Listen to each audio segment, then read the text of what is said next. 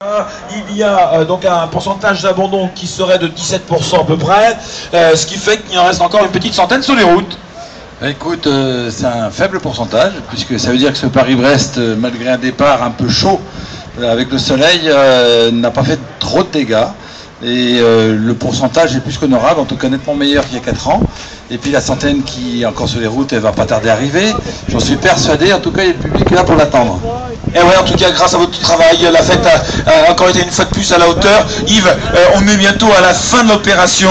On peut dire que c'était un succès dans vos services. Tout le monde a énormément travaillé. Et je crois qu'on peut dire que cette fête a été vraiment une grande réussite. La grande réussite, on la doit d'abord à la très bonne entente qu'on a entre la ville de Guyancourt, l'agglomération et l'Audax Club parisien, ainsi que la Fédération française de cyclotourisme. C'est vraiment un travail d'équipe, ça fait maintenant 20 ans qu'on travaille ensemble, on se connaît bien, et l'expérience, même si c'était tous les 4 ans, c'est pas facile à accumuler, mais elle est là, et elle fait que d'année en année, de 4 en 4 ans, on s'améliore et on essaye de proposer à ces randonneurs, à nos amis, le meilleur service possible.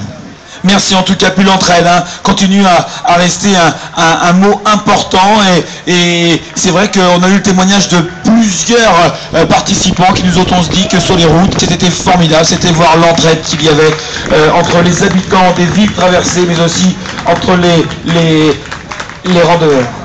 C'est quelque chose d'unique. Je l'avais déjà vécu il y a 4 ans sur le parcours. En faisant le parcours, mais c'est encore pire cette année, je veux dire, je crois que tous les villages proposaient des boissons à manger, à boire, encourager. Non, franchement, cette année, c'était super, malgré des fois des conditions atmosphériques difficiles, puisqu'il y a eu sacrés orages.